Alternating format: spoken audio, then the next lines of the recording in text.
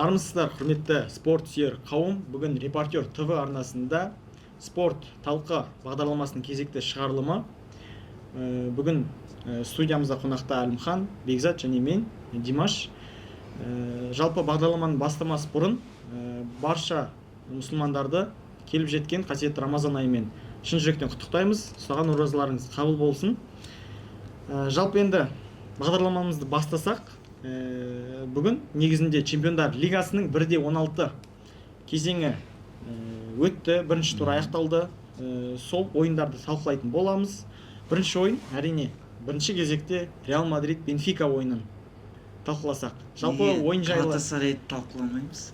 Жоқ, бірінші ең қызықты ойын менің ойымша Бенфика Реал Мадрид болған сияқты. Драма толы ойын болды, иә. Сол туралы енді өз пікірлеріңмен ойын жайлы айтып өтсеңдер.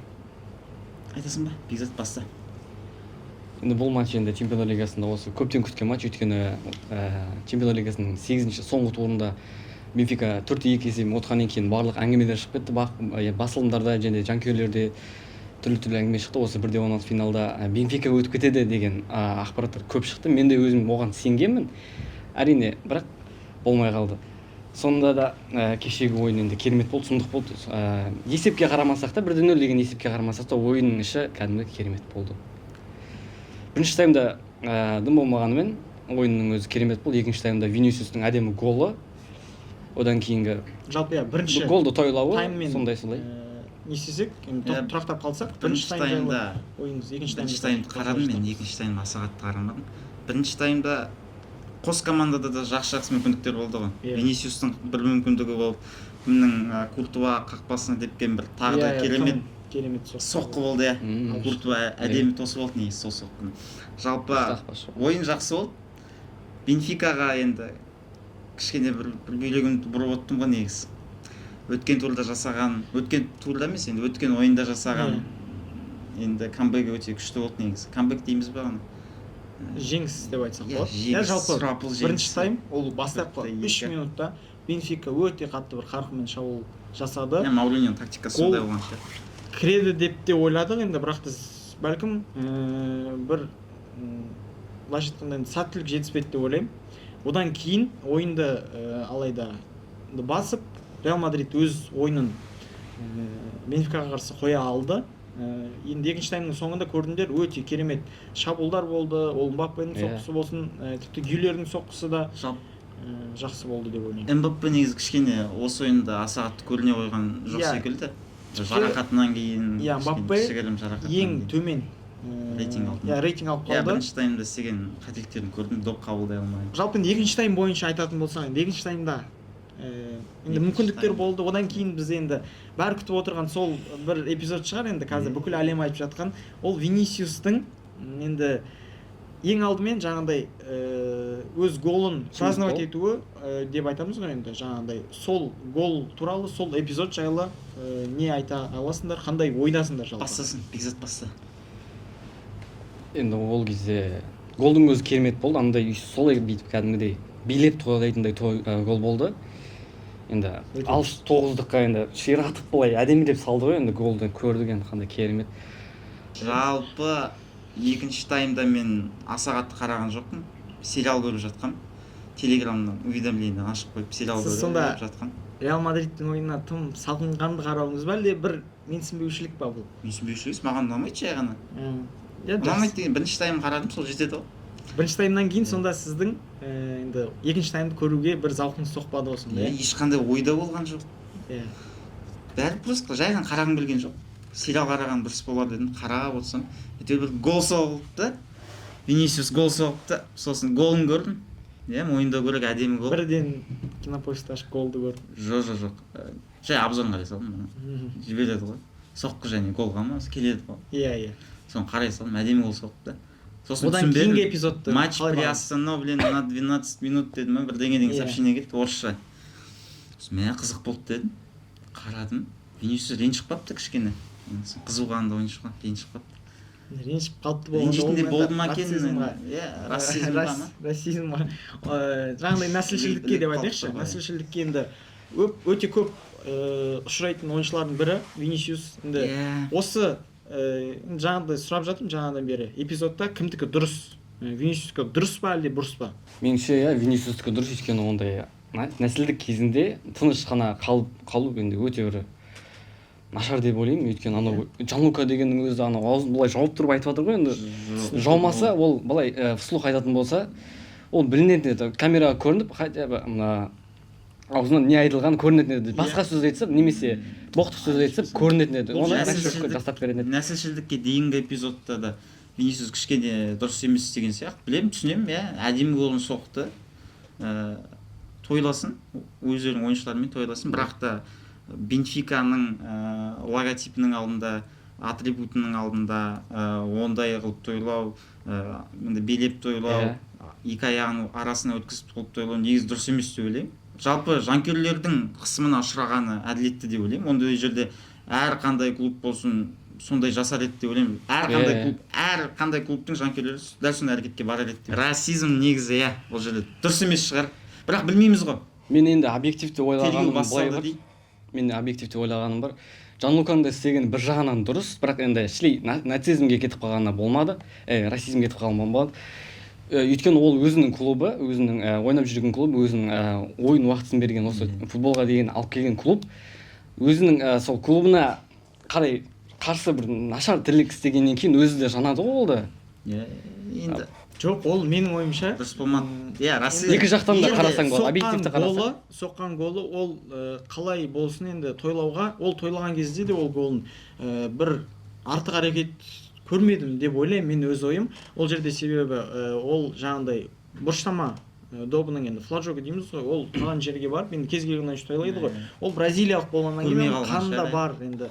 Оның қимылы, жаңағыдай билеуі деген сияқты енді Винисиусты білеміз.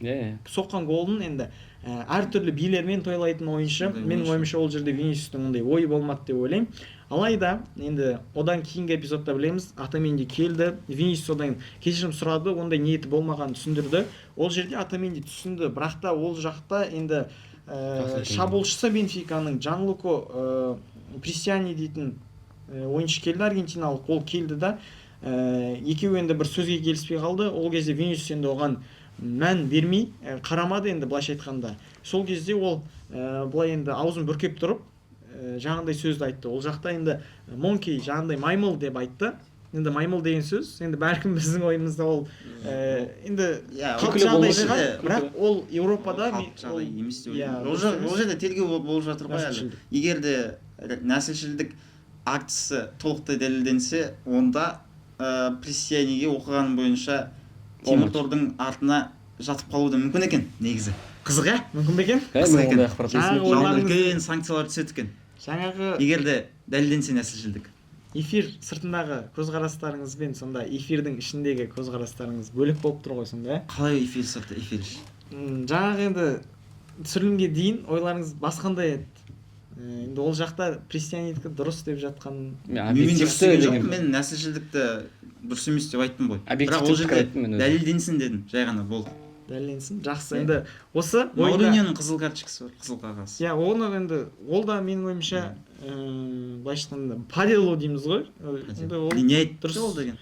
Ол енді біз байқағанымыз бойынша ол қапталдағы төрешімен бір сөйледі. Қапталдағы төреш оған бәрін түсіндіріп жатқан кезде ол оған әрмен қарай қысым көрсетті. Сол кезде оны енді алаңдағы бас төреші де байқап келді, сары қағазын берді. Мауриньо сонда да өзі былайша айтқанда басылмады. Ол да қызуғанды ғой. Қызуғанды. Реалдың бұрынғы тренері. Оған екінші сары қағазды көрсету арқылы қызыл қағазбен жүрген ғой. Енді ол түсінікті жайт, өйткені бірінші ойында да біз білеміз ғой, Родриго да сол үшін 1 минутта шыққан ойыншы жаңағы алаң 1 минуттың ішінде 2 қағазын алды да қызыл қағазын алып осы ойынға қатысқан жоқ. Сондықтан да енді Мауриньоның алғаны да өте дұрыс. Оның алдында енді көмекшісі де алды. Жалпы енді қызыл қағаздар болды. Иә. Өткен матчтарда көбейіп кетті қызыл қағаз. Қызыл қағаз иә көп болды. Ал екінші ойында екінші ойынның есебі қалай болады деп ойлайсыздар енді? Бірінші ойын жаңағыдай 8-ші турдағыдай ойынды Бенфика көрсете алады ма, әлде енді Сантьяго Бернабеуде Реал өз ойынын қойып Бенфиканы тас-талқан етіп жеңеді ма? Бұндай менің ойымша енді Мауриньоның қызыл қағаз алғанда үлкен әсер етеді, себебі бас бапкерсіз, негізгі бапкерсіз Бенфика Бернабеуге келеді. және осы Бернабеуге келеді дегенде Мбаппенің сұхбатын естіп қалдым. Осы Джанлуканың қылығынан кейін сұхбат берген екен бір журналистерге. Ол Джанлука бұл әдетінен кейін әлемдегі үздік стадион Бернабеуге кіруге лайық емес деген сұхбат айтқан екен. Соны айтқан екен. Мбаппе айтқан. Солай дәл солай. Мбаппенің ойынша әлемдегі ең үздік стадион Сантьяго Бернабеу екен. Болып тұр енді. Тарихтар жасаған жот болғаннан кейін ойыңызда.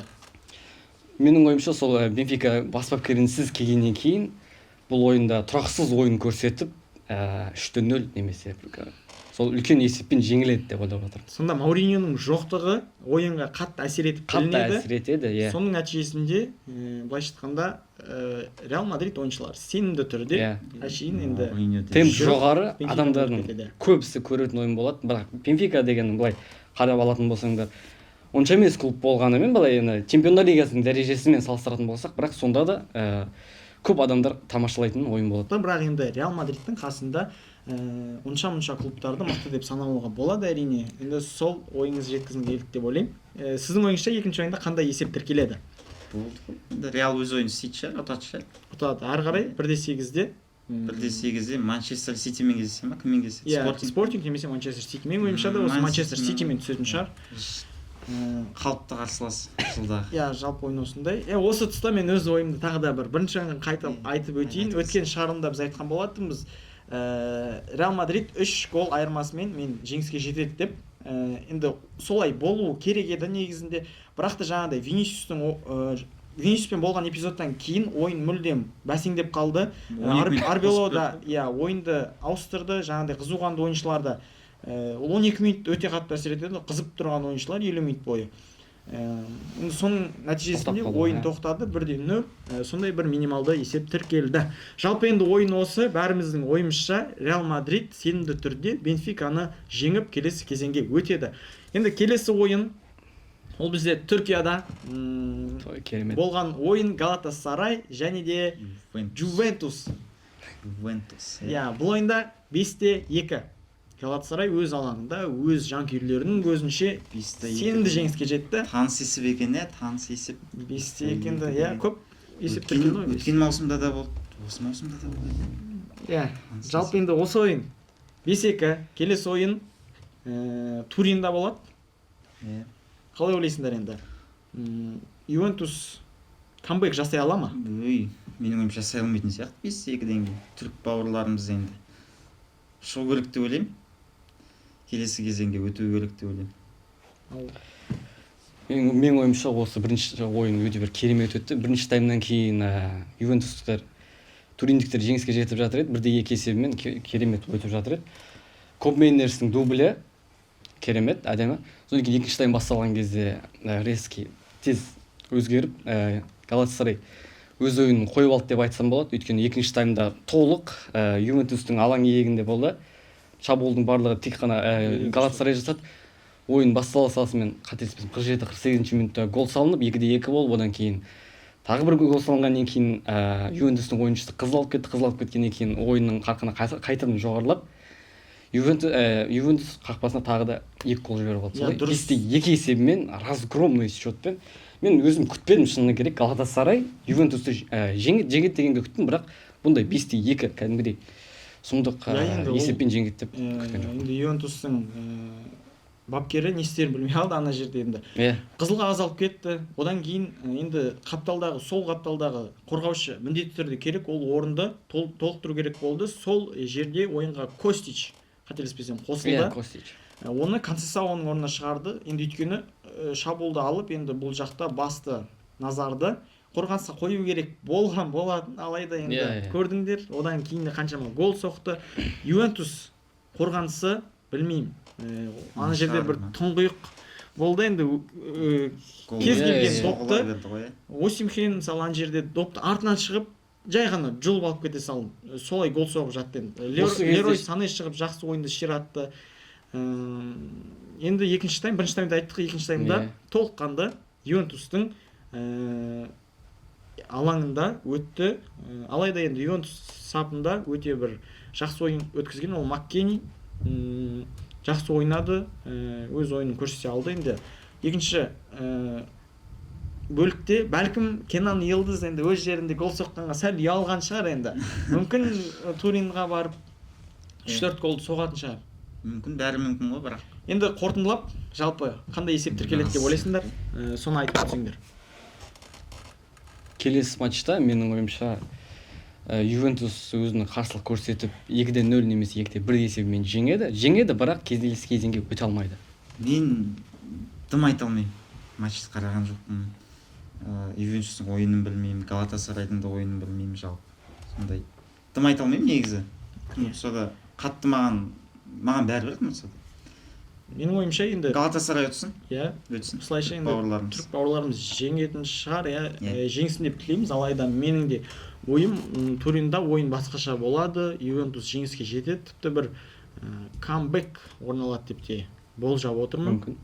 Көреміз. Әрине, бірақ та түрік бауырларымызға жан күйерміз. Жалпы енді келесі ойын бізде Францияда Монако және Пари Сен-Жермен ойын өтті. 3-2 керемет камбэк.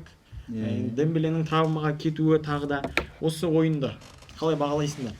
Не жетіспеді, не былайша айтқанда қандай рөл ойнады 3 гол соғуда PSG-ға?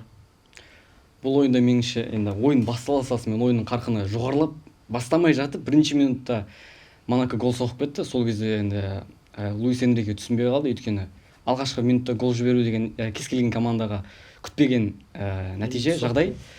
Сондықтан содан кейін екінші голды да саптады Монако. Өте бір керемет жақсы ойнап жатыр, бірақ соның өзінде PSG жақсы атакалар жасап, шабуылдар жасап,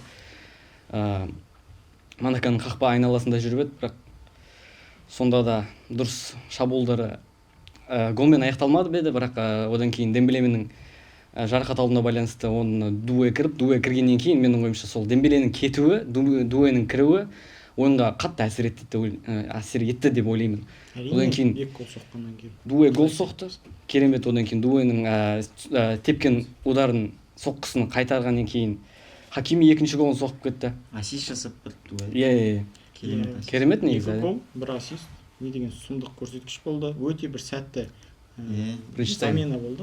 Сенің ойыңша? Қызық ойын болды негізі. Қызық ойын көрген жоқпын, бірақ есебіне қарап қызық ойын болған сияқты ол. 2 гол соққанын білемін. 2 жылдам гол. Артынан қызыл қағаз алды. Қызыл қағаз алғаннан кейін Дуэ шықты, Дембеле жарақат алып. 3-2 жалпы қызық ойын сияқты. Енді Париж Сен-Жермен стадионында не істейтінін білмеймін. Париж алып кететін шығар. Париж енді өз ойынын қойып, ол жеңіске жетеді деп ойлаймын. Менің де ойым. Чемпиондар лигасының жеңімпазы. Бірақ енді осы сезонда Париж осы ойынмен өткенімен бір ұзаққа бара қоймайды. Одан кейін оған Барселона түссе, Барселона енді өткен шығарылымда да айтып жатырмыз, енді минималды есеппен жеңіске жетіп кететін шығар. Парижді ма? Монако енді өтеді, одан кейінгі қарсылас бізде Барселона. Барселонада енді минималды есеппен жеңіске жетеді. Оған күмәніміз жоқ, бірақ та енді Пари Сен-Жермен осы ойында келесі ойында не көрсетерін біз нақты білмейміз. Сондықтан енді өздерің болжап, өз болжамдарын нақтырақ айтыңдар, содан келесі ойынға өте берсек болады. Менің ойымша былтырғы жылғыдай бір керемет бір сұмдық есеп тіркеледі деп ойлаймын. Брестті 6-0 жеңіп еді. Енді соның кішігірім нұсқасын болсын қайталайды деп ойлаймын. 4-0 деген есеп күтемін. 4-1 немесе Кварацхелиядан гол күтемін. Басқа Хивичадан гол күтемін. Ол ойында Кварацхелия соңғы ойындарда кішкене әлсіздеу ойын көрсетіп жүрген сияқты. Ол пенальти алып келіп берді, ол бәрін істеп берді сол ойында да. Егер де сол пенальтиде Витиня соғатын болса, ол жақта ойын бәлкім ол басқаша жүріп, тіпті 5 голда соғып тастауы мүмкін. Енді Кварацхелия ол пенальтиді алып келіп бергеннен кейін барып Витиня салмай қалып тұр енді. Әрине болады, жеңіске жетті. Сондықтан енді ойларың PSG келесі кезеңге шығады. Өтеді, 1/8 финалда біз PSG-ны көреміз деп тұжырымдадық. Келесі ойын жалпы келесі ойын бізде Чемпиондар лигасының бұл Бодеглимп және Интер. Бодеглимптің жеңісін ешкім күтпеді, бірақ та мен былайша айтқанда шын жүректен Бодеглимпқа жанкүйер болдым. Ал сендердің ойларың, ойыннан не күттіңдер? Көбісі енді Интердің жеңісі деді ғой. Бодеглимп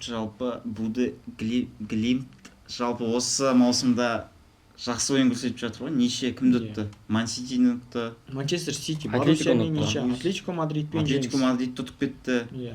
Интерді ұтып кетті. Иә. Мықты дебютанттар, иә. Мықты. Мен өтетін шығар, келесі айналма өту керек деп ойлаймын. Интердің ойыны ұнамайды маған өткен сезоннан кейін. Интер, иә. Өткен сезонда кішкене Финалға жүрегімді шыққаннан ауыртқан, кейін байқамадық. ана жерде басы шығып кеткенде, күшті болып кететін. шықпаған ол. Енді бұл Басы, ойында мен шығып кеткенде.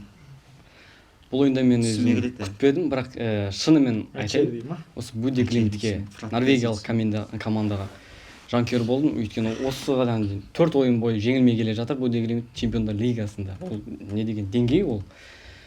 Деңгей 8 жыл бұрын деңгей үшін болып тұр ма? Иә, 8 жыл бұрын Таза қазақша айтқан. Норвегияның 2-ші дивизионында ойнаған екен Буди Климт. Иә. Ана бір жаңалықтардан көріп қалдым. Иә, ол енді оралуы, Буди Климттің бір чемпиондар лигасына сондай оралуы болғанда енді тіпті сенсация, ешкім ондай дебют қой ол, бірінші оны ойлады енді жаңағындай шықса да ол тіпті бұндай Ситиді ұтып, Вильяреал Атлетиконы ұтып, сияқты ича жүректі ойнап ойнап шығады деп. Жақсы ойнады. Келесі ойын Сан-Сирода болады, өте қиын ойын болады. Оған енді 100% Интер қиындық көрсете алады оған. алады. Әрине. Өйткені серияда бірінші орында тұрған команда. Иә, оны енді мойындау керек. Буди Климт алайда ұтылса да енді 2 гол айырмасы бар. Жеңіске жетеді деп ойлаймыз. Менің ойымша Буди Климт келесі кезеңге шығуы тиіс. Сендер де дәл сондай тұжырымдасыңдар. Иә, әрине келесі Ойымыз бір жерден шығып жатыр. Енді келесі ойын осы чемпиондар лигасынан тыс бір ойын бар, енді ол бізде Барселона және Жирона. Барселона, Жирона емес енді. Барселона, Атлетико айта берсек Каталониялық көп. дерби. Каталониялық дербида да енді ұтылды. Оны мойындау керек. Жалпы қазіргі Барселонаның жағдайын негізі мойындауға да кейін. және чемпиондар лигасында қандай жерге дейін тіпті бір бәлкім сен Қандай чемпионствоны алатын шығар деп ойлап отырған шығарсың. Бәлкім емес, ойлаймын. Енді қазіргі Барселонаның жағдайына ұтылыстарына не себеп? Соңына не сенемін, ұтылсам шашымды алып тастайын, болды. Жоқ, ұтылысына енді не себеп деп ойлайсың? Ұтылысына енді Педри жоқ, Рафиня жарақаттан оралып, ана жерге кетіп 60 минут ойнап бер. Ан жағынан Балде кішкене шәрмәңді болды.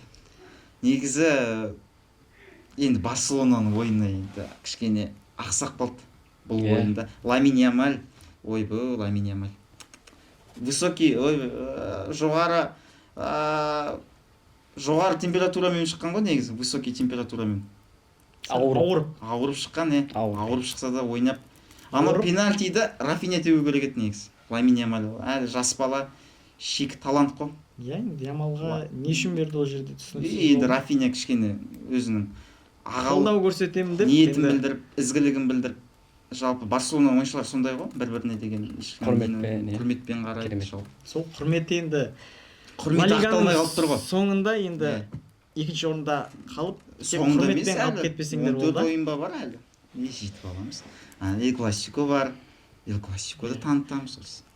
Бұл ойында негізінде осы барлық футбол жанкүйерлері Барселонаның жеңісін күтті. Мен де өзім күттім. Ойынның өзі керемет болды. Иә, ойынның өзі керемет болды негізінде. Ойынның өзі. Бірақ сәттілік жетіспеді бізге. Бірақ та мен соңғы голдағы эпизод жайлы айтқым келіп отыр. Анау Күнденің аяғына басып кеткен. Күнденің аяғы ауырып ана жерде ойбай жатса да бас төреші не вар қарамады, не Күнденің жағдайын сұрамады. Жалпы бұл жерде бірдеңе бар сияқты бұл жерде. Бір шикілік дейсің ғой. Бір шикілік бар ау. Бұны мен меңгізегісі келіп тұрғанын бәріміз түсініп тұрмыз. Жалпы Бекзат, сенің ойың Жирона, каталониялық дерби. Жирона негізінде. Қазір Бекзаттан кейін айтып жіберейін тағы да. Жақсы. Ойыңды айта кетсең. Негізі осы бізге шынымен сәттілік жетіспеді. Барселонаға шынымен сәттілік жетіспеді. Бұл ойында Жиронаның тепкен ударлары, соққылары қақпаға жетіп отырды. Жоан Гарсияның сейв жасаса да болмаса ана жерде бір сәттілік деп қана айтпаймын Барселонаға. Қаншама соққы, қаншама сейв, Жоан Гарсия болмаса, неше ойын шығарып берді. неше гол кіретін еді ана жерде. Тек сәттілікпен сол үшін сәттілік жетіспеді деудің өзі менің ойымша дұрыс емес көзқарас. Бірақ енді мықты болған соң болады ғой. Енді Жоан Гарсия мойындау керек, мықты қақпашы. Атлетико Мадридпен өткен кездесудегі қателігі болса да мықты қақпашы ол мен үшін. Негізінде қандай голдарды шығарып берді, қандай қолды ұзын ба бірдеңе етіп жете береді, былай істе, былай жете береді. Негізі жалпы Жиронаның өзінің ойыншылары да мойындапты ғой ана жерде қателігін. Ана жерде фол болды деп мойындапты, бірақ білмеймін енді Төлеші. Ана жерде мен Төлеші болсам беретін едім анда. Беретін едіңіз? Негізі дерби деген осы. Нені беретін едім? Жоқ, айыптауын беретін едім. айыптауын ғой әрине. Осы негізі дерби деген ұғымға келетін болсақ, осы кез келген команда, кез келген бір қаладағы тұрған екі ұжым бір-біріне қарсы келген кезде өте бір басқаша деңгейде ойнайды. Мысалы, Жиронаның басқа бір Сельта Виго, мысалы, Валенсия дейтін клубтарға қарсы ойнаған кездегі ойыны мен Барселонаға қарсы ойнаған кездегі ойыны өте бір бөлек, басқаша. Өйткені дерби деген енді настройға 87-ші минутта гол соғып кетіп отыр, жан таласып, Күнденің аяғына басып кеткен болса да, басып істеп жүріп әйтеуір гол соқты ғой. сөйтіп жан таласып гол соғып жеңісті жұлып алды. Дұрыс, енді жалпы осы жеңісі жалпы енді соңғы сөзіңізді айтыңыз, содан кейін келесі ойынға өтіп бағдарламамызды қорытындылайық. Қызық емес негізі, айта берейін ба? Айтыңыз. Өткен турдағы жалпы Жиронамен ойында драмаға толы ойын болды ғой тағы да. Араухо соңғы минутта гол соқты. Орталық қорғаушы. Жоқ, орталық қорғаушы жалпы форвард позициясында шығып гол соғып кетті соңғы минутта. Ол жерде Барселона ойыншылары еще қызыл алып қалды, қызылға алып қалды, қайтеспесем. 10 ойыншымен жеңісті жұлып әкетті. Енді осы турда сол жеңісті бізге Жирона көрсетті. Реал Мадридті алға жібердік. Неше? 2 ұпай ма? 2 ұпай алды. Әлі 2 ұпай. Болады енді, болып тұрады. Келесі ойын. Енді сол 2 ұпаймен қалып кетпесеңдер болды. Жалпы осы келесі біз соңғы осы АПЛ-ға бір көз тастап талқылап жүрсек болады деп ойлаймын. Енді ол жерде айтатын дүние өте көп болып жатыр қазір. Әрине. Ол Арсенал мен енді Вулверхэмптонның ойынын айтсақ болады. Ол жерде қалай 2-2 ойнағанын ешкім түсінбейді енді. Шынымен де бір чемпиондық характер, мінез жетіспейді деп ойлаймын мен Арсеналға. Мен өткен шығарымдарда да айтқан болатынмын. Менің ойымша Манчестер Сити ол чемпионствоны алады деп. Жалпы бірақ Ол сендердің ойларыңша қалай? Футбол фанат үшін Арсеналдың алған дұрыс деп ойлаймын. Жалпы мен өзім Арсеналдың АПЛ-де чемпион болатынына сенем деп өткен шығарымда да айтқан едім негізі. Енді бірақ сен Арсеналда осы ойыны болмай қалды. Ол жылдағыдай ғой. Арсенал үшін АПЛ ардың ісі болып тұр ғой қазір. Жеңу керек қаншама. Чемпиондар лигасында қандай өнер көрсететінін білмейміз оның. Жалпы негізі осы Арсеналдың осы бір немесі әдеті ұнамайды маған. Барлығын жеңіп келе жатады да, барлық фавориттерді кәдімгідей күшті болып жеңіп келе жатады немесе. Бірінші бөлігінде бәрін ұстады. Екінші бөлік басталды. Проблема. Таяқ жерге тасталды. 90+1 минутта гол жіберіп алу деген не масқара. И то ол автогол болды. Калафиоридің голы автогол. Өте бір түрде деп ойлаймын, чемпионский характер деген мінез өте бір нашар, жоқ. Төмен. Осы кезде жеңіске жетіп, Ман-Ситиден 8-9 ұпай жоғарылап кетуге болар еді отрывпен. Одан да көп. Бірақ енді қате. Жалпы енді бүгінгі шығарылымыз осымен аяқталды. Чемпиондар лигасымен бастадық, одан кейін Ла Лига, Барселонаның жағдайын айттық. Соңғы түйін ол бізде Арсеналдың АПЛ-дағы жағдайы болған болатын. Жалпы назарларыңызға рахмет. Арнаға жазылып, лайк басыңыздар. Қазақ тілді контентті бірге қолдайық. Сіздердің қолдауларыңыз бізге өте маңызды.